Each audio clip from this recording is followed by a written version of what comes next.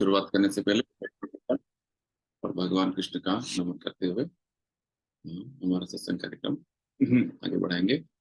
नमः ओम विष्णुपादाय कृष्ण प्रेष्ठाय भूतले श्रीमते भक्ति वेदांत स्वामिनिति नामिने। नमस्ते सारस्वती देवे गौरवाणी प्रचारिणे निर्विशेषा शून्यवादी पाश्चात्य देशतारिणे। जय श्री कृष्ण चैतन्य प्रभु नित्यानंद श्री अद्वैत गदाधर श्रीवासदि गौर भक्त वृंद। हरे कृष्ण कृष्ण कृष्ण हरे हरे हरे राम राम राम हरे हरे। श्री श्री राधा वृंदावन चंद्र की जय। श्री श्री निताई गौरंग की जय। श्रील प्रभुपाद की जय। निताई गौर प्रेमानंदे। आज के भगवत गीता का सत्संग कार्यक्रम में हम 7वें अध्याय के एक बहुत इंपॉर्टेंट श्लोक है जिसका प्रभुपाद जी बहुत बार उसका कोट करते रहते हैं इसको, तो उसका आज हम अध्ययन करेंगे। आज का श्लोका का संख्या है 15th श्लोक, 15वां श्लोक है। तो भगवान ने इस अध्याय में अपने बारे में ज्ञान दे रहे हैं। भगवत ज्ञान क्यों दे रहे हैं? क्योंकि 6ठे अध्याय के अंत में भगवान ने बताया था कि पूरा ध्यान उन पर लगा के हमें संपूर्ण प्रेममय भक्ति में मग्न होने पर श्रद्धा पूर्वक, वो सबसे बड़ा श्रेष्ठ योगा है और वही सबसे बड़ा श्रेष्ठ योगी है।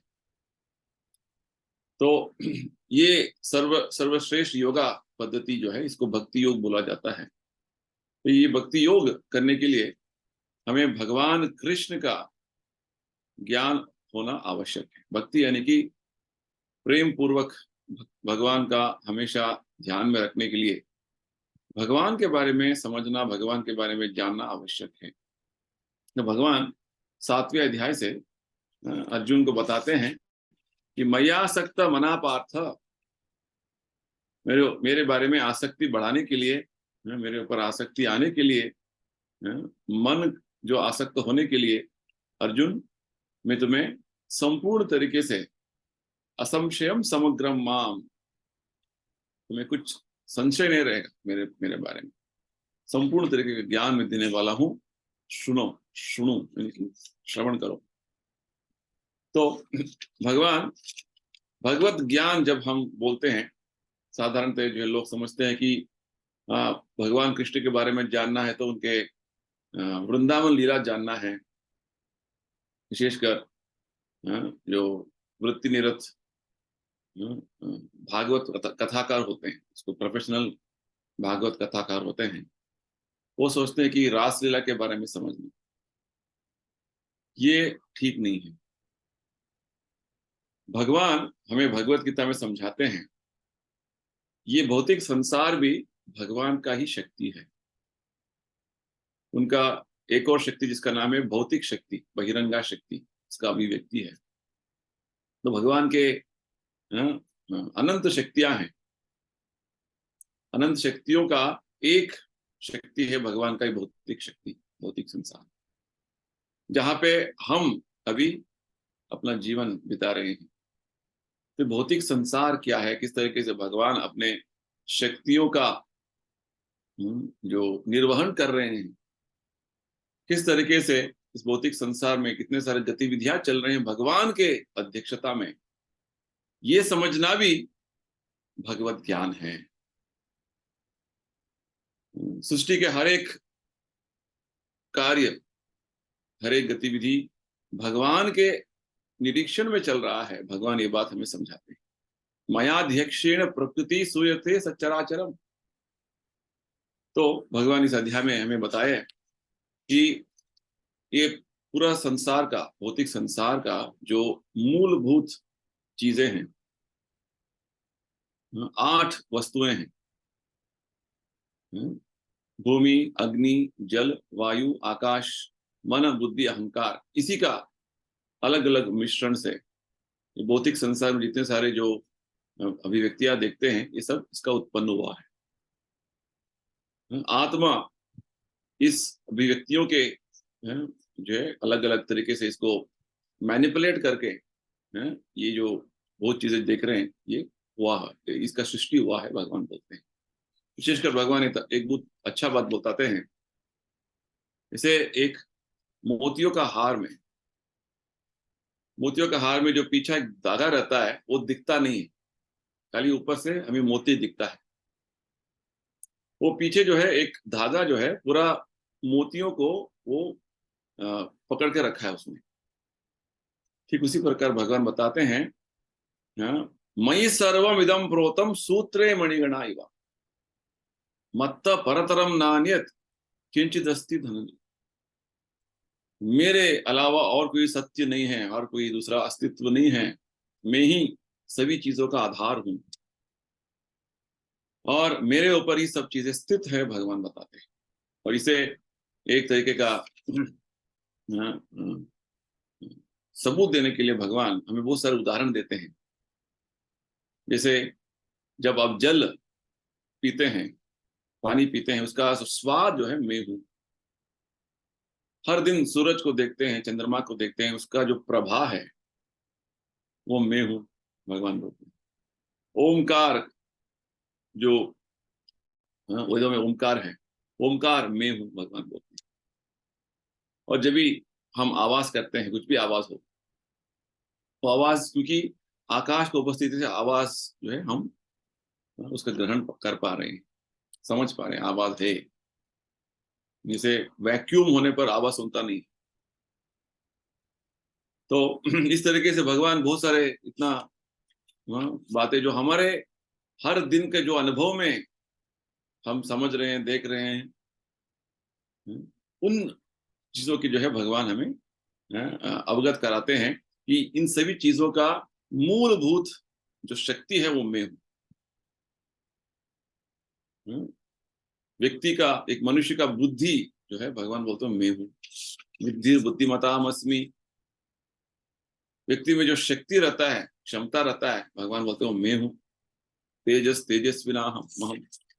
इस तरीके से इस भौतिक संसार के हर चीज में भगवान सर्वव्याप है। भगवान बोलते इस तरीके से पूरा पूरा भौतिक संसार का जो गतिविधियां चल रहे हैं, भगवान के एक और शक्ति जो है बहिरंगा शक्ति, जो विशेषकर 3 गुणों के प्रभाव में भगवान काम चला रहे हैं, उसके अनुसार पूरा भौतिक संसार चल रहा है, भगवान बताते हैं। परंतु भगवान इस भौतिक प्रकृति के शक्ति के अधीन में नहीं आते, वो उनके सृष्टि करता है। भौतिक शक्ति का जो है शक्ति भगवान के अधीन में चलती है, भगवान उसके अधीन में नहीं आते हैं कभी, ये भगवान बताते हैं। हम जीवात्मा जो है, क्योंकि हम अणु हैं, हम इन गुणों के अधीन में आ जाते हैं। गुणों के प्रभाव में आकर क्या होता है, हम मोहित हो जाते हैं, विचलित हो जाते हैं। मोहितम ना भी जानाति त्रिविर्गुणमय भावई। तो हम 3 गुणों के प्रभाव में आकर अपने वास्तव अस्तित्व को भूल जाते हैं और अपने आप को इस भौतिक संसार के एक चीज जैसे हम उसका पहचान बना लेते हैं। जैसे मैं एक शरीर हूं, प्रभुपाद जी उदाहरण देते हैं, मैं इंडियन हूं, मैं अमेरिकन हूं, हाँ, मैं ब्राह्मण हूं, मैं इस जाति का हूं, मैं डॉक्टर हूं, मैं इंजीनियर हूं। इस तरीके से एक पहचान बना लिया ये शरीर के साथ। ये शरीर वास्तव में जड़ वस्तु है, यंत्र है, भगवान बताते हैं। तो ये एक तरीके का मोह है। मोह यानी कि जो वास्तव में भ्रमित हो गए हैं। भ्रम भ्रम में क्यों आ गए, क्योंकि 3 गुण भगवान का जो एक शक्ति है, माया शक्ति, ये 3 गुण का प्रभाव हम पर हो गया, क्योंकि हम भगवान को भूल गए हैं। तो भगवान बताते हैं इन 3 गुणों से कैसे हम बाहर निकल सकते हैं। भगवान का ही शक्ति है, भगवान बताते हैं दैवी ऐसे गुणमयी मम माया दुरत्या। ये मेरा शक्ति जो है बहुत बलशाली है, इससे बाहर निकलना बहुत कठिन है। फिर भी इससे आप बाहर निकल सकते हो, कैसे? माम एव ये प्रपद्यन्ते माया मेताम तरन्ते। केवल भगवान के आश्रय में आने से, भगवान के शरणागत में आने से जो है हम इस शक्ति से बाहर निकल सकते हैं। भगवान की शरणागति यानी कि भगवान जो गीता में समझा रहे हैं उसका अनुसरण करने से, इस जीवन में इसका पालन करने से हम भौतिक प्रकृति के प्रभाव से बाहर निकल सकते हैं। क्योंकि भौतिक प्रकृति भगवान के अधीन में है। जब भगवान आदेश देंगे भौतिक प्रकृति को कि ये मेरे भक्त हैं, इस पर तुम्हारा प्रभाव नहीं होना है, तो प्रभाव नहीं होगा। तो आगे इस श्लोक में, आज का जो श्लोक है 15वां श्लोक, सबसे इंपॉर्टेंट श्लोक है, जो प्रभुपाद जी हमेशा इसका उल्लेख करते रहते हैं अपने किताबों में, अपने प्रवचनों में, अलग अलग जगह पे प्रभुपाद जी बहुत बार इस श्लोक का उल्लेख किया हुआ है। नमाम दुष्कृतिनो मूढ़ा प्रपद्यन्ते नराधम माया अपहृत ज्ञान आसुरम भाव आश्रिता। तो प्रश्न ये आता है भगवत गीता में, जब भगवान ने जो बताया है कि केवल भगवान के समक्ष जो है हम शरणागत हो जाते हैं, उनके चरण कमलों का जो है आश्रय ले लेते हैं, तो भौतिक प्रकृति के नियमों के अधीन से हम छुटकारा पा लेते हैं। तो समाज में इतने सारे गण्य व्यक्ति जो हम देखते हैं, बड़े बड़े जो फिलोसोफर हैं, साइंटिस्ट हैं, व्यापारी हैं, अच्छे जो है राजनीतिज्ञ हैं, बहुत बड़े बड़े लीडर देखते हैं, वो भगवान के प्रति जो है शरणागत क्यों नहीं होते? ये प्रश्न उठता है। तो भगवान यहाँ पे उत्तर दे रहे हैं, क्योंकि हम देखते हैं कि साधारणतः 4 तरीके के दुष्कृत्य करने वाले लोग हैं। दुष्कृतिनः, भगवान ये शब्द उपयोग करते हैं। मेरे प्रति 4 तरीके के लोग हैं जिनको दुष्कृति बोलते हैं, जो मेरे समक्ष जो है शरणागत नहीं होते हैं। कौन से लोग हैं? पहला जो कैटेगरी है, मूढ़ा। प्रभुपाद जी इसका पूरा विवरण देते हैं, मूढ़ा। और दूसरा है नराधम। तीसरा माया अपहृत ज्ञान, इसका ज्ञान माया अपहरण कर लिया, माया अपहृत ज्ञान। और जो आसुर भाव यानी कि नास्तिक होते हैं, ये 4 तरीके के लोग हैं। मूढ़ यानी कि मूर्ख, नराधम मनुष्य जाति में सबसे अधम व्यक्ति, और माया अपहृत ज्ञान, जिनका वास्तव ज्ञान वो बोल सकते हैं कि मैंने बड़ा बड़ा पीएचडी किया है, बड़ा डिग्री प्राप्त किया है, विदेश से मैंने इतना सारा जो पढ़ाई किया है। नहीं, आपका वास्तव ज्ञान जो है, आत्मज्ञान, वो माया ने हरण कर लिया है। माया अपहृत ज्ञान। और आसुरम भाव, असुर यानी कि जो भगवान को मानते नहीं है, शास्त्रों का प्रति उनका श्रद्धा नहीं है। आसुरम भाव। तो ये नमाम प्रपद्यन्ते दुष्कृतिनः, मेरे प्रति जो है शरणागत नहीं होते हैं, कभी भी मेरे प्रति शरणागति नहीं होते। तो वास्तव में ज्यादातर लोग जो है, प्रभुपाद जी बोलते हैं 99.9% लोग जो है भगवान के प्रति शरणागति नहीं होते हैं।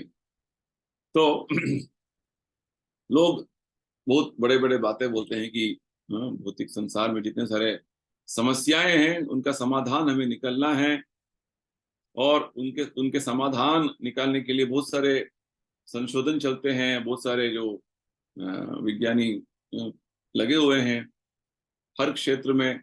हम जो आविष्कार कर रहे हैं सब मनुष्य जीवन के जो समस्याएं हैं उसका समाधान निकालने के लिए।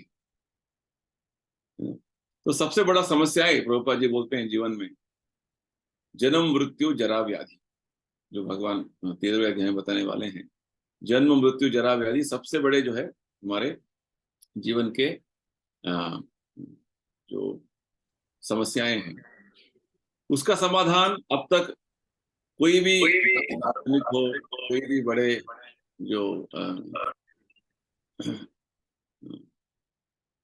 फिलोसोफर हो, कोई जो है साइंटिस्ट हो, कोई डॉक्टर हो, किसी ने अब तक उसका समाधान नहीं निकाला। तो प्रभुपाद जी वही बता रहे हैं कि सबको मुक्ति चाहिए, सबको इस भौतिक संसार से जो समस्याएं जो का सामना कर रहे हैं उसका समाधान चाहिए, तब तक किसी ने अब तक उसका समाधान, ये सबसे जो मेन प्रॉब्लम है, 4 प्रॉब्लम है, समस्याएं, इसका जो है समाधान अब तक नहीं निकला है।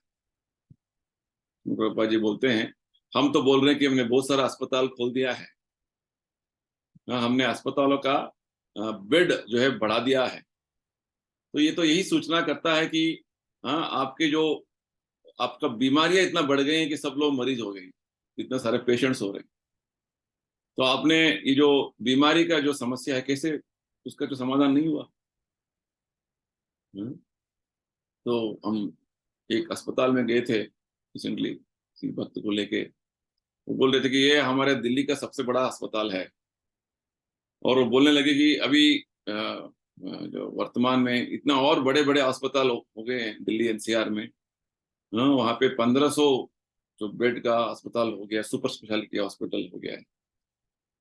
एक और जगह पे 2000 बेड का अस्पताल हो गया। तो ये अस्पताल तो बढ़ रहे हैं, यानी कि उतना सारा पेशेंट्स बढ़ रहे हैं, बीमारी ज्यादा हो रहा है। तो भगवान ने गीता में स्पष्ट हमें बताया है, ये समस्याएं रहेंगे। इतिहास का जो है अध्ययन करेंगे तो ये समस्या हमेशा रहेंगे। इसका समाधान भगवान बता रहे हैं 14वें श्लोक में, माम एव ये प्रपद्यन्ते माया मेताम तरन्ति। ते माया का यही एक सजा हमें भुगतना भुगतना भुगतना रहना पड़ेगा जब तक हम इस भौतिक संसार में शरीर लेते रहेंगे। कौन सा सजा हमें भुगतना है? जन्म मृत्यु जरा व्याधि का जो है ये सजा। तो इतने बड़े बड़े जो बुद्धिमान लोग विज्ञान तंत्र ज्ञान में आगे बढ़ रहे हैं, तो इसका समाधान क्यों नहीं निकल पा रहे? तो गीता में इस श्लोक के माध्यम से भगवान हमें इसका उत्तर दे रहे हैं स्पष्ट तरीके से।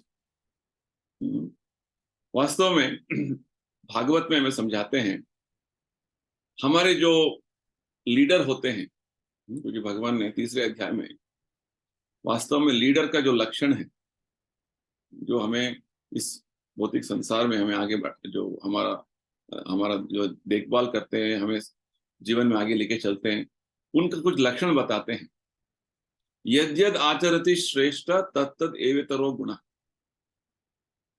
प्रभुपाद जी बोलते हैं कि जो श्रेष्ठ होते हैं वो वास्तव में भगवत ज्ञान से उनको जो है अवगत होना है, गीता का ज्ञान से अवगत होना है। गीता का ज्ञान से अवगत नहीं है तो वो श्रेष्ठ नहीं बनेंगे, लीडर नहीं बन सकते। इसलिए भागवत में और विशेषकर महाभारत में बताते हैं, महाजनो ये न गतस्स पंथा। महाजन यानी कि महात्मा, शुद्ध भक्त। अगले आगे भगवान बताने वाले हैं महात्मा कौन है। महात्मनस्तु माम पार्थ दैवी प्रकृति आश्रित। अभी जो भौतिक हम बद्धात्मा जो है इस भौतिक संसार में अभी बंधे हुए हैं, इसको माया प्रकृति बोलते हैं। और महात्मा शुद्ध भक्त जो है वो दैवी प्रकृति, भगवान के अंतरंगा शक्ति के अधीन में रहते हैं।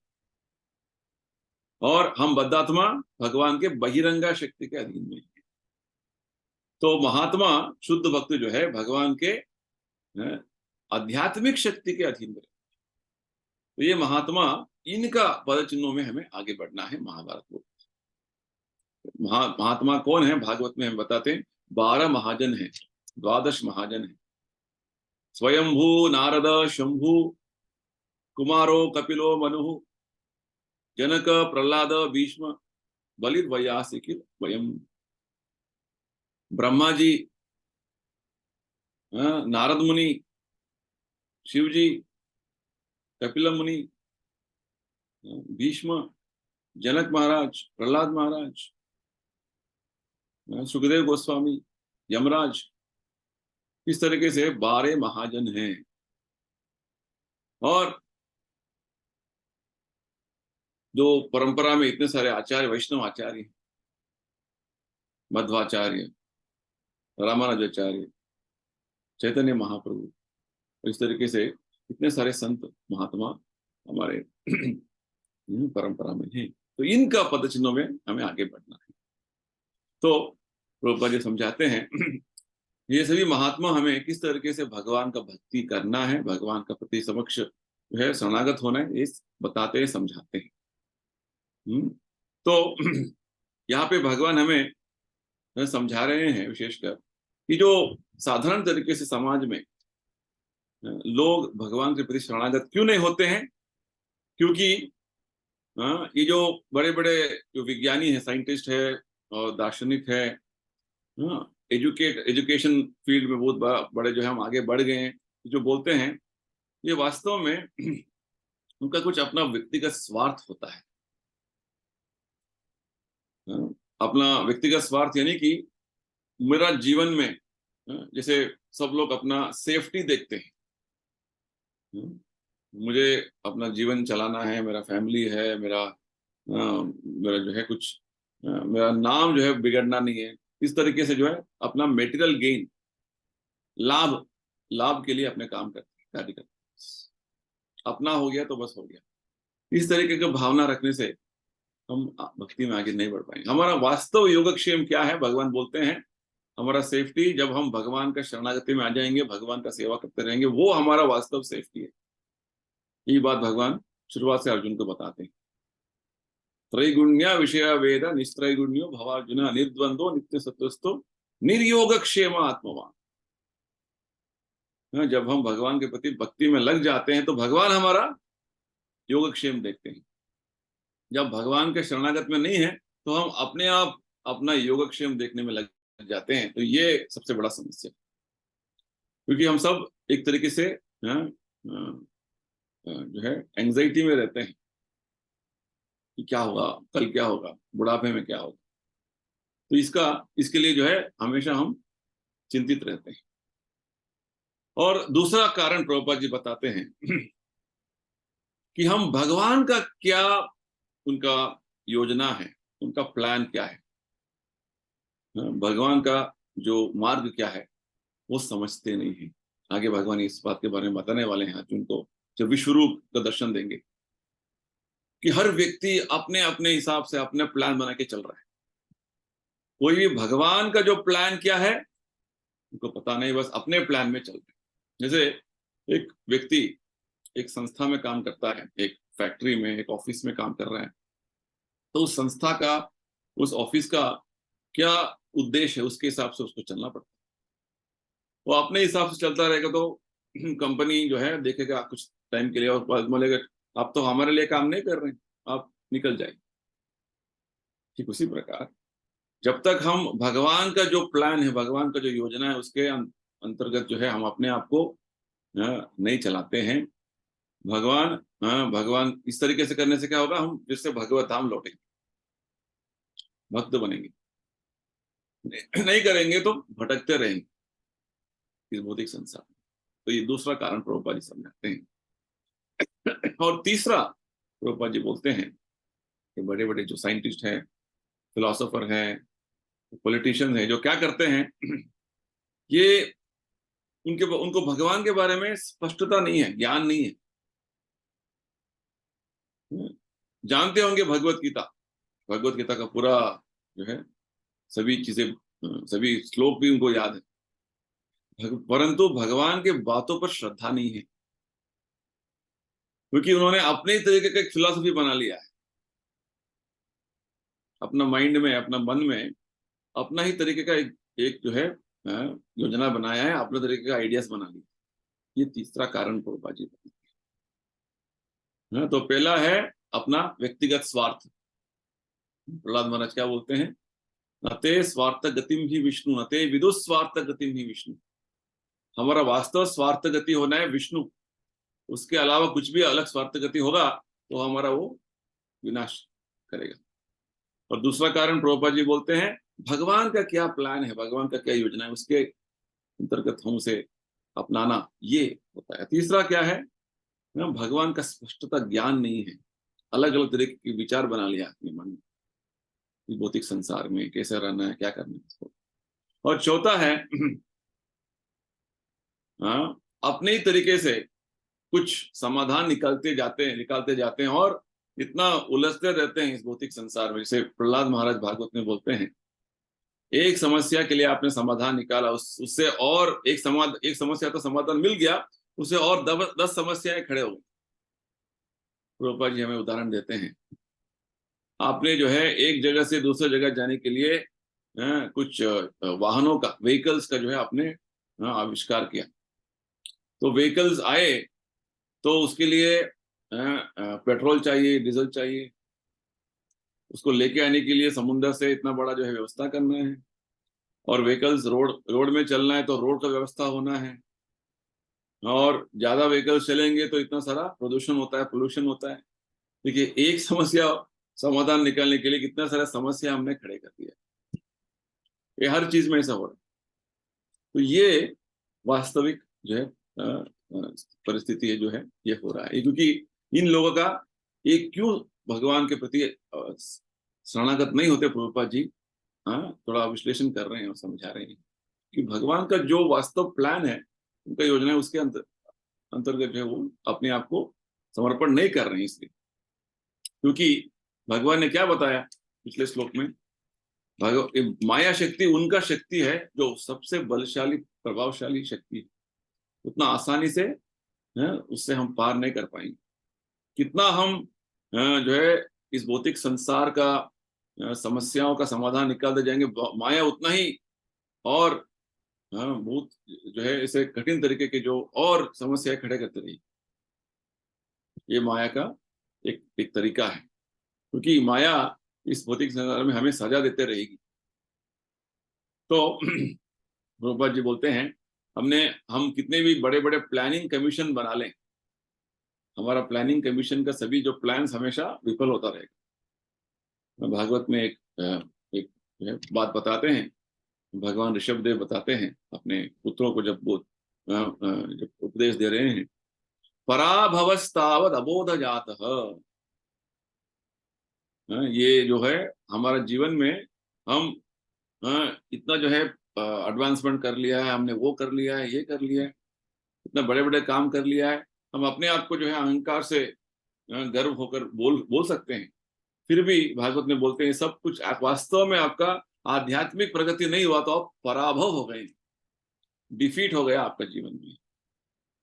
तो विशेषकर यहाँ पे भगवान जब दुष्कृतिना शब्द प्रयोग कर रहे हैं, बोल रहे हैं, ये उन लोगों के लिए बोल रहे हैं जो वास्तव में नास्तिक अपने तरीके से योजना बना रहे हैं। उनका कृति यानी कि उनका अच्छा बहुत सारे गुण हैं, बहुत सारे जो है उनका अच्छे लक्षण हैं, उनका अच्छा बुद्धि है, परंतु वो अपने बुद्धि और अच्छे जो है गुणों को भगवान ने सब कुछ दिया। भगवान ने भी बोला, बुद्धिर्बुद्धिमताम अस्मि, जो बुद्धिमान व्यक्ति है उसका बुद्धि मैं हूं, और उस बुद्धि को भगवान के सेवा में नहीं लगाया तो वो दुरुपयोग हो रहा है।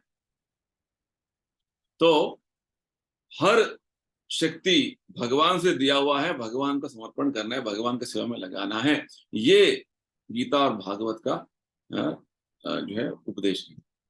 जब हम भगवान की शक्ति को भगवान के सेवा में नहीं लगा रहे हैं, उसका दुरुपयोग करेंगे, तो उसको बोलते हैं दुष्कृतिनः। तो इसलिए भगवान बोल रहे हैं, ये चार तरीके के जो ये चार तरीके के दुष्कृति जो है, उनका बुद्धि और उनका चेष्टा जो है वो अलग तरीके से चल रहा है, भगवान के सेवा में नहीं लगा हुआ है। तो वास्तव में प्रभुपाद जी बोलते हैं कि सभी का शक्ति भगवान ही दे रहे हैं वास्तव में, और जब तक भगवान का अस्तित्व का पूर्ण तरीके से ज्ञान नहीं, भगवान का अस्तित्व का अवगत नहीं होगा, और भगवान का इस भौतिक संसार का जो नियंत्रण किस तरीके से हो रहा है उसका ज्ञान नहीं प्राप्त होगा, तब तक हम भौतिक संसार में कितने भी कोशिश कर लें, हम इधर पे भटकते रहेंगे, इधर पे जो है समस्या का सामना करते रहेंगे। बहुत सारे उदाहरण है प्रभुपाद जी उदाहरण देते हैं, हिरण्यकशिपु का, रावण का, और आधुनिक समय में हिटलर, मुसोलिनी, जैसे बड़े बड़े जो है वो चाहते थे कि भौतिक संसार में सब सुविधाएं बनाए रखे और सब लोग आनंद में रहें। जैसे रावण स्वर्ग के लिए एक जो है सीढ़ी बनाना चाहता था, स्टेयरकेस बनाना चाहता था। हिरण्यकशिपु चाहता था कि सभी लोग सुविधा सुख सुविधा से रहें। हाँ, पर परंतु जो जो योजना है भौतिक संसार में, आप कुछ भी करें, आप भगवान क्या बोलते हैं, दुखालयम अशाश्वतम, इधर शांति सुख नहीं है, यह अशाश्वत जगत है। हमें शांति सुख चाहिए तो हमें आध्यात्मिक लोक जो वास्तव में हमारा अस्तित्व है वहां जाना है। तो प्रभुपाद जी हमें अभी ये जो 4 तरीके के दुष्कृतिना है, जो अपने बुद्धि और क्षमता को गलत तरीके से इस्तेमाल कर रहे हैं, किस तरीके से हो रहा है इसका और विवरण देंगे। तो पहला जो दुष्कृतिना है वो मूढ़ा है। मूढ़ा, मूढ़ा यानी कि इतना मूर्ख है, इसे गधों के साथ तुलना करते हैं प्रभुपाद जी। क्योंकि गधा क्या है अपना मालिक के लिए बड़ा बड़ा बोझ उठाता है। प्रभुपाद जी बोलते हैं tons and tons of laundry. और इतना सारा जो है मेहनत करके दिन रात काम करता है। क्यों? क्योंकि काम करने के बाद मालिक उसे थोड़ा हरा घास देता है बस। तो प्रभुपाद जी बोलते हैं हरा घास तो हर जगह पे मौजूद है, उसके उसे प्राप्त करने के लिए इतना मेहनत क्यों करना। तो प्रभुपाद जी और लक्षण बताते हैं, ये मूढ़ा मूर्ख। आजकल के समय में जो 99.9% पीपल जो है, ये इस तरीके के जो है 4 वर्ग में आते हैं। जब भगवत गीता का अध्ययन करने से हमें एक ज्ञान चक्षु यानी कि किस तरीके से हमें अपने आप और संसार में जो लोग हैं, किस दृष्टि से देखना है। अभी हमारा दृष्टि केवल इस तरीके से हमने टीवी में देखा, कुछ लोगों से सुना, जो हम बचपन से हमारा जो हम जब बड़े हुए हैं, हमारा माता पिता ने समझाया, हमारे रिश्तेदारों ने समझाया, उस तरीके से कुछ हमारा माइंड में, हमारा मन में कुछ विचार आए हैं, बैठे हैं, उस तरीके से देखते हैं। इसको बोलते हैं परसेप्शन। परसेप्शन यानी कि इस तरीके से देख रहे हैं, क्योंकि उस तरीके के विचार बैठे हैं, उस तरीके से हम देख रहे हैं। तो भगवत गीता का जब ज्ञान हम अंदर लेते हैं तो हमारा विचार बदलना है और देखने का जो है दृष्टि जो है वो भी बदलना है। इसलिए बोलते हैं ज्ञान चक्षु। अंग्रेजी में इसको कंसेप्शन परसेप्शन बोलते हैं। कंसेप्शन यानी कि जो विचार है, ज्ञान है, और उस विचार के आधार पर आप देखते हैं, परसेप्शन परसीव करते हैं। क्या देखते हैं? तो गीता में भगवान बोलते हैं ज्ञान चक्षु। कौन सा ज्ञान? गीता का ज्ञान। भगवान के दृष्टिकोण से हमें इस संसार को देखना है। तो मूढ़ जो है वास्तव में वो मेहनत करके, पैसा कमा के उसका जो उसको मुझे उसे मैं और मेरा परिवार उसको भोगना है, और उसे और किसी को नहीं देना है, भगवान को तो देना ही नहीं है। तो ऐसे वो सोचते हैं। तो प्रभुपाद जी जो है गधे का इधर उदाहरण दे रहे हैं। गधा जो है किस लिए इतना मेहनत कर रहा है, क्यों इतना मेहनत कर रहा है, उसे भी पता नहीं। दिन रात मेहनत करता है।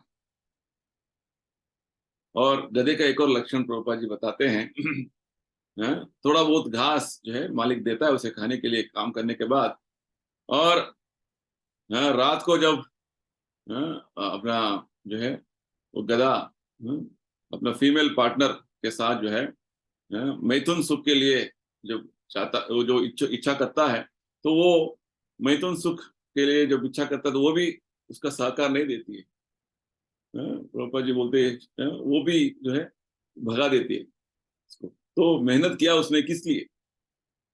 तो इस तरीके से ये जो गधा, प्रभुपाद जी बोलते हैं कि बहुत बड़ा बड़ा जो है कविता बोलता है, बड़ा बड़ा फिलोसफी बोलता है, यानी कि बस अपना जीवन चलाता रहता है। इस तरीके से हम देख रहे हैं लोग अपना जीवन चला रहे हैं। तो ये वास्तव में एक मूर्ख कर्मी का जीवन है, जिसे पता नहीं कि क्यों इतना मेहनत कर रहा है।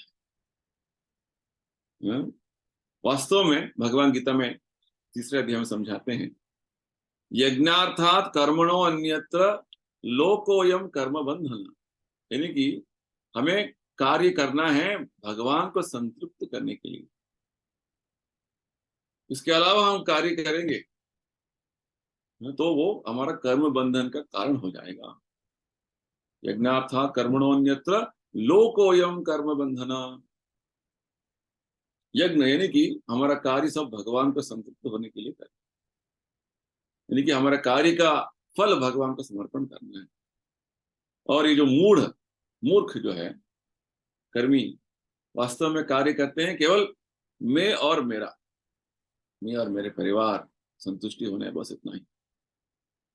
तो उनको जीवन का वास्तव सत्य क्या है पता नहीं है, केवल दिन रात, कभी कभी हम सुनते हमने 40 साल हमारा सर्विस हो गया इस कंपनी में, इस फैक्ट्री में, ऑफिस में, इतना साल किया आपने, तो इसलिए मैंने क्या, वो उनको जो एक गर्व होता है मैंने इतना साल काम कर लिया इसमें, इस कंपनी में, इस ऑफिस में, परंतु हमारा जीवन का वास्तव सत्य क्या है वो पता नहीं है, क्योंकि एक दिन हमें मृत्यु प्राप्त करना है। तो इस तरीके का जो अज्ञान में जीवन चलता रहेगा, और कितने सारे जो है दिन, हमने दिन मेहनत करके, कभी कभी रात, कभी नाइट ड्यूटी करके इतना सारा जो है काम किया है, कभी कभी वो अपने शरीर का जो सेहत का भी तो ध्यान नहीं रखेंगे। कभी कभी देखते हैं ना लोग, बहुत सारे अभी शहरों में, बड़े बड़े शहरों में आईटी जो ड्यूटी करते हैं, जो कंप्यूटर सॉफ्टवेयर इंजीनियर्स, उनका पूरा काम रात से शुरू होता है, नाइट ड्यूटी, क्योंकि दूसरा देशों में जो है वो दिन होता है, तो इनको रात को काम करना पड़ता है। दिन रात अपना सेहत का भी ध्यान नहीं रखेंगे, खाना नहीं खाते हैं, तो इस तरीके से काम करते रहेंगे। क्यों कर रहे हैं? बस पैसा कमाना है। क्यों? तो मेरा इंद्रिय भोग करना है, मेरा परिवार को देखना देखना है। और कभी भी लोग यहाँ से उधर विदेश जाते हैं, उधर इतना मेहनत करते हैं, तो वास्तव में उनको इतना मेहनत क्यों कर रहे हैं? केवल शरीर का देखभाल करना, हमारा शरीर का संबंध में जो लोग हैं उनका देखभाल करना, उतना ही उनका ध्यान है, और कुछ नहीं। तो ऐसे जीवन चलता रहेगा तो हाँ, भगवत गीता में भगवान बोलते हैं तो मूर्ख का एक जीवन है। तो जी बोलते उदाहरण देते हैं कि ये जो सुअर होते हैं वो भी दिन रात मेहनत करते हैं और ढूंढते रहते हैं कहाँ है मल, है ना, और उनको अच्छा हलवा खिला के दे, बना के दे तो नहीं खाते। तो ठीक उसी प्रकार ये जो मूर्ख जो है भौतिक संसार में मेहनत करते रहेंगे, और जब हम जाके बोलेंगे कुछ आध्यात्मिक ज्ञान प्राप्त करो, भगवान का भक्ति करो, जप करो, ये सब मेहनत करो, इतना नहीं करना है कि बस आपका जीवन का वास्तव जो ध्येय जो है उसे भूल जाएं, ये सब नहीं करना। उसका उनका बुद्धि में ये सब ठीक से समझ में नहीं आया, ये प्रॉब्लम, ये समस्या। तो ये पहला सेक्शन मूढ़ा। और दूसरा है नराधम, दूसरा वर्ग का दुष्कृतिना जो है नराधम। नराधम यानी कि नरों में अधम, नर जाति में, मनुष्य जाति में सबसे नीचे, अधम। हमें नरोत्तम होना है, नराधम नहीं, है? उत्तम होना है, नरों में उत्तम होना है। जैसे हमारे एक आचार्य है नरोत्तम दास ठाकुर, मनुष्यों में उत्तम होना है, तो यहाँ पे नरोत्तम होने के लिए भगवान गीता में समझा रहे हैं। और हम नराधम बन गए। नराधम यानी कि मनुष्य जीवन का उद्देश्य पता नहीं है। प्रभुपाद जी समझाते हैं 84 लाख तरीके के योनियां हैं, उसमें 4 लाख योनियां जो है मनुष्य जाति के हैं, और उनमें भी जो है बहुत सारे ऐसे मनुष्य जाति है जो वास्तव में अनार्य, अनागरिक, जीवन का उद्देश्य पता नहीं है, जीवन का जो है सिद्धांत क्या है, जीवन में क्या करना है, जीवन का लक्ष्य क्या है, पता नहीं है। देखने पर लगता है कि उन्होंने सामाजिक तरीके से और राजनीतिक तरीके से बहुत उन्होंने एडवांसमेंट कर लिया है, परंतु धार्मिक तत्वों में कुछ उनका बुद्धि ही नहीं है, ज्ञान ही नहीं है। जैसे शास्त्रों में बोलते हैं, आहार निद्रा भय मैथुनम च सामान्य में तत् पशुभिर नराणाम। हम सोच रहे हैं कि बस हमें आहार निद्रा भय मैथुन के विषय में ही एडवांसमेंट करना है, आगे बढ़ना है, अलग अलग तरीके से जो है हमें इसे बढ़ाना है। जैसे प्रभुपाद जी बोलते हैं पॉलिश्ड एनिमलिज्म, प्राणी पशु का जो है जीवन का थोड़ा और जो है पॉलिश्ड वे ऑफ लिविंग, ये ठीक नहीं है। यानी कि जीवन का उद्देश्य वास्तव में आत्म तत्व, जीवस्य आत्म तत्व, ये बात जो है भूल गई। आत्म तत्व यानी कि मैं आत्मा हूं, आत्मा भगवान के साथ वास्तव उसका शाश्वत संबंध है, इस भौतिक संसार में मुझे भक्ति करना है, ये ज्ञान पता नहीं। और दिन रात जो है हम इतने सारा जो डेवलपमेंट एडवांसमेंट कर रहे हैं, केवल आहार निद्रा मैथुन के जो है इसी विषय में हम करते जाएंगे तो क्या फायदा होगा। तो इनको बोलते हैं नराधम। तो प्रभुपाद जी समझाते हैं, भागवत में हमें ज्ञान मिलता है, हमारा जो जन्म से लेके मृत्यु तक का जीवन कितना कठिनाइयों से हम गुजरते हैं, कितना जो है हम दुख अनुभव करते हैं। इसलिए भगवान बोलते हैं जन्म मृत्यु जरा व्याधि दुख दोषानुदर्शन, दुख से भरा हुआ जीवन है। प्रभुपाद जी उदाहरण देते हैं, आपको कुछ समय के लिए एक एयर टाइट प्लास्टिक बैग में बांध दिया जाए तो क्या होगा, बस कुछ सेकंड के लिए आपको सांस जो है नहीं ले पा रहे हैं, घुटने दम घुटने लगेंगे और आप मर जाएंगे। तो ऐसे जो हालत है, हमें 7 महीने तक रहना पड़ता है माता के गर्भ में। और भागवत में बोलते हैं कि माता के गर्भ में जिस हालत में जब हमारा चेतना लौटती है 7वें महीने में, तो हम भगवान से प्रार्थना करते हैं, भगवान फिर से मुझे ऐसे किसी माता के गर्भ में नहीं डालना, मैं बाहर निकलते ही मैं आपका सेवा करूंगा। जब बाहर निकले बस माता पिता बंधु बांधव सब जो इतना लाड प्यार करते रहते हैं, बस भूल जाते हैं, फिर से वही माया के चक्कर में आ जाते हैं। तो ये हो रहा है। तो ये वास्तव में हम जो नरोत्तम बनने के लिए मनुष्य जीवन में मिला है, हम उसका ठीक ठीक उसका उपयोग नहीं करते हुए हम अधोगति में आ रहे हैं। इसलिए हमें नराधम यानी कि दूसरा तरीके, दूसरा वर्ग, दूसरा जो लेवल का जो दुष्कृतना है, इनको नराधम बोलते हैं, हम वो हो गए। तो प्रभुपाद जी बोलते हैं कि आजकल के समय में जो लोगों को अपना जीवन का, मनुष्य जीवन का विशेषकर इतने सारे जो विधि विधिया जो अनुसरण करना है, जैसे दशविध संस्कार है। संस्कार यानी कि ऐसे जो विधि विधान वैदिक संस्कृति के अनुसार, जिसके माध्यम से धीरे धीरे आप आध्यात्मिक जीवन में आगे बढ़ेंगे।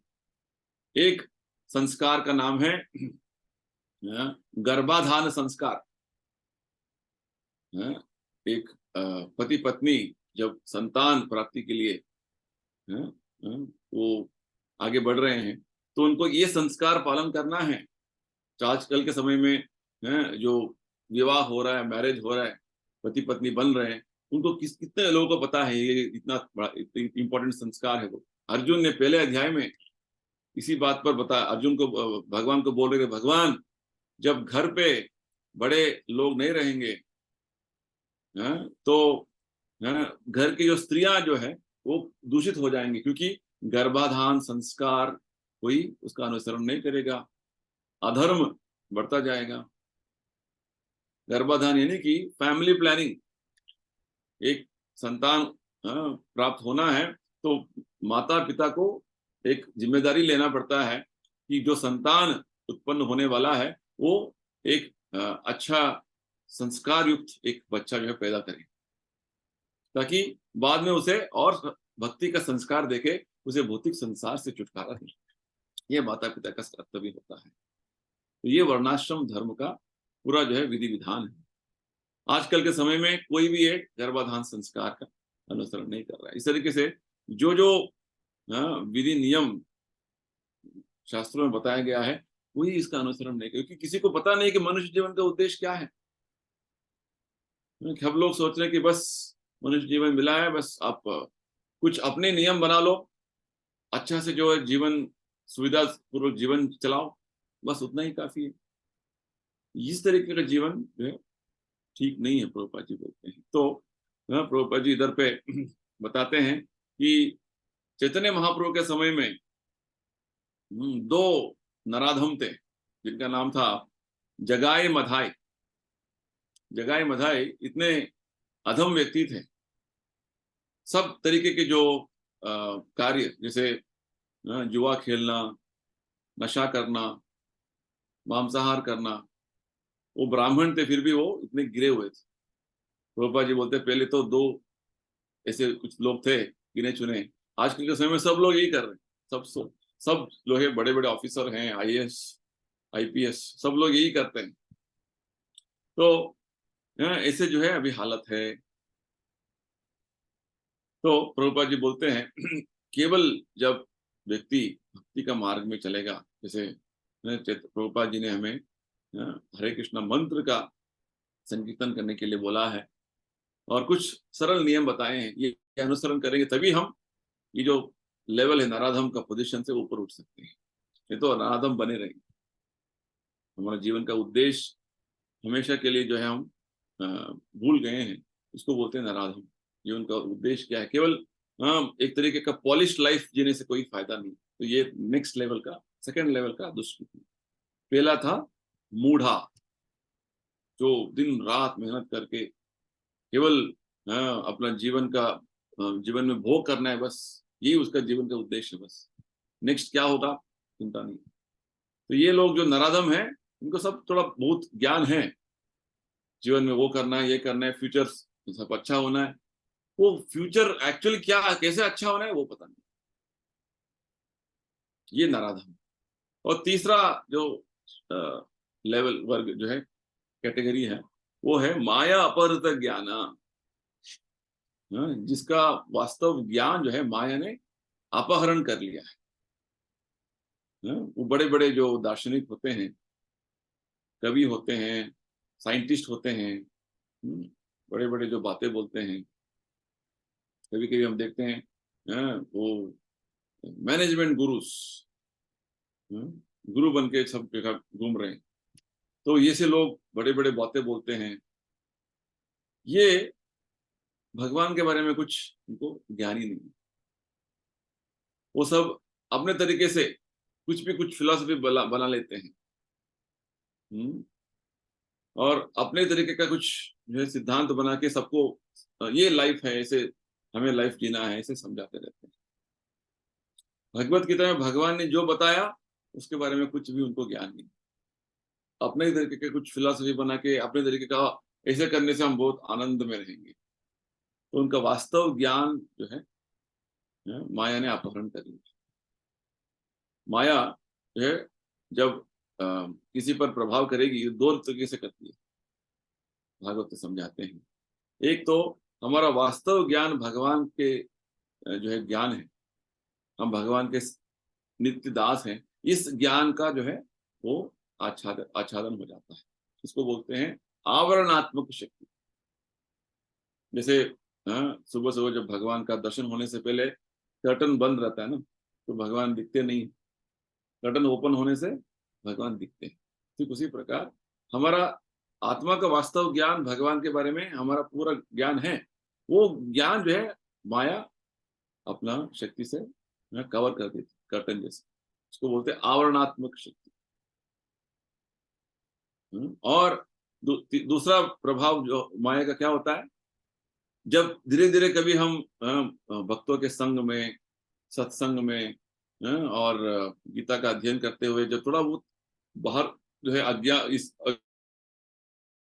रहे हैं तो माया जो है फिर से टांग खींचती है, अरे ये सब क्या करने का है, आज गीता का क्लास है नहीं, आज तो थोड़ा दूसरा कुछ काम करें, जब करना है एक दिन करेंगे बस, 2 दिन नहीं करेंगे। इस तरीके का जो विचार आएगा ना, ये माया आपका टांग खींच रही है। वास्तव में माया आपको परीक्षा ले रही है, कितना आप सीरियस हो, ये बात। तो माया अप्रत्यक्ष ज्ञान है, यानी कि आप लोगों के दृष्टि में बड़े जो है बुद्धिमान व्यक्ति है, पढ़े लिखे व्यक्ति है, बहुत ज्ञानी व्यक्ति है, वास्तव में भगवान का जो है प्रति आपका ज्ञान 0 है।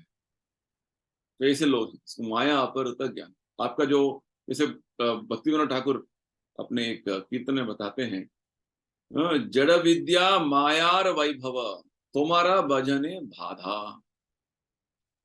ये जड़ विद्या, ये भौतिक तरीके का जो ज्ञान जो है, कितने भी अब ज्यादा बढ़ाते जाएं, हम इतना जो है पढ़ाई कर लिया है, इतना हमें ज्ञान है, वो केवल जो है आपका अहंकार बढ़ाएगा। जड़ विद्या मायार वैभव, यानी कि माया और जो है अपना वैभव दिखाएगी, हमने वो कर लिया, के लिए केवल आप अपने आप जो है गर्व आपका बढ़ता जाएगा कि मैंने वो कर लिया, मैंने ये कर लिया, मैं इतना बड़ा काम कर लिया। और वास्तव ज्ञान हमेशा वो जो है कवर कवर रहेगा। तो भक्तिविनोद ठाकुर बोलते हैं, जड़ विद्या मायार वैभव तुम्हारा भजने बाधा। जो विद्या हमने प्राप्त किया वो हमारा भक्ति का प्रति जो है वो अनुकूल होना है, भक्ति ज्यादा बढ़ाने के लिए होना है। और आपका भक्ति नहीं बढ़ रहा है तो वो अविद्या है, वो विद्या नहीं है। आपका भक्ति के मार्ग में बाधा बन गया तो उसका क्या फायदा हुआ। तो इस तरीके से ये तीसरा कैटेगरी है। और चौथा जो है कैटेगरी जो भगवान बता रहे हैं दुष्कृतना है, वो है आसुरम भावम आश्रिता, जो खुलेआम जो है वो नास्तिकवाद प्रतिपादन करते हैं। वो बोलते हैं कि ये भगवान ऐसा कोई व्यक्ति नहीं है, वो वैसे कुछ अवतार नहीं ले सकते हैं। और जब ये बोलेंगे कि आप कैसे साबित कर पाएंगे कि भगवान नहीं है, तो उसके लिए उनके पास कुछ वाद विवाद नहीं रहता है, बस बोलने के लिए कुछ भी बोल देते हैं। और कुछ लोग हैं आसुर भाव, गीता का तो अच्छे से तो वो प्रवचन भी देते हैं, परंतु अंत में भगवान जो है वो निराकार है, या आसुरी प्रवृत्ति। और भगवान के प्रति इतना जो है मत्सरता है कि अपने आप को भगवान घोषणा करते हैं, मैं भगवान हूँ, भगवान कुछ नहीं, मैं भगवान। इस तरीके से वो तरीके का विचार जो है इस तरीके से जो चलते रहते हैं, ये आसुर भाव। वास्तव में भगवान का अस्तित्व को नकारना। तो इसे 4 तरीके के लोग जो हैं कभी भी भगवान के प्रति शरणागत नहीं हो सकते हैं। तो ये भगवान हमें समझाए। तो प्रभुपाद जी हमें एक आचार्य हैं जिनका नाम है यमुनाचार्य, उनका एक उल्लेख करते हुए बताते हैं, भगवान इतने असाधारण गुण वाले हैं, इतना असाधारण उनका लक्षण है, इतना असाधारण उनका कार्य है, लीला गुण, उनका धाम इतना असाधारण है, इतना जो है अद्वितीय है। सभी शास्त्र सिद्धांत हमें भगवान का गुणगान इतना अच्छे तरीके से करता है।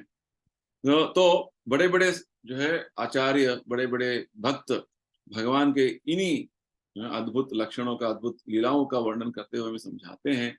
और इतना सारा अगाध ज्ञान जो है, अपार ज्ञान जो है वैदिक शास्त्रों में मिलता है उनको, और इतना सारा जो है शास्त्र हमें उपलब्ध है भगवान के बारे में।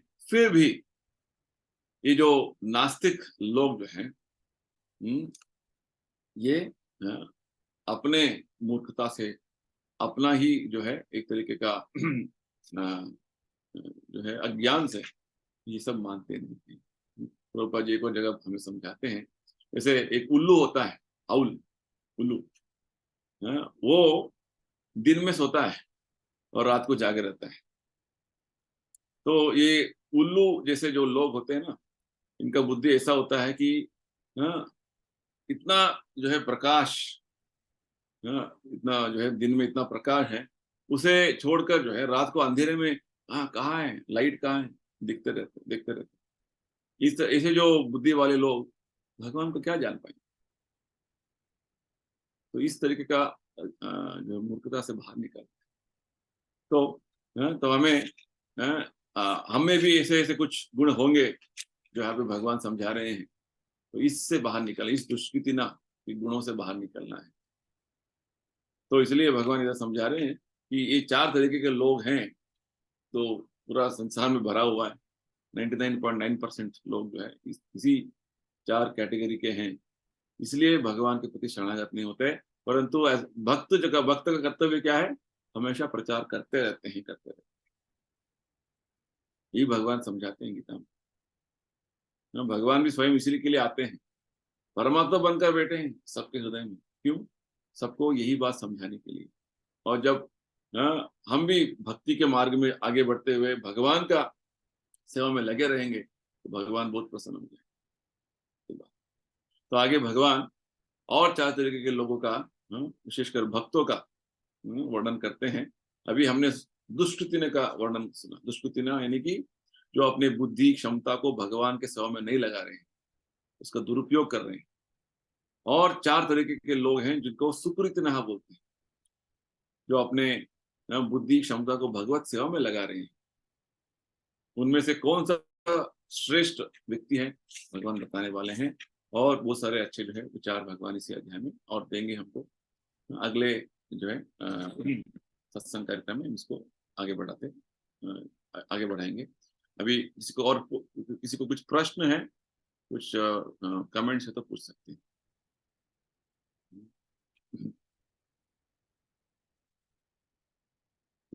कुछ नहीं तो हम समाप्त करेंगे।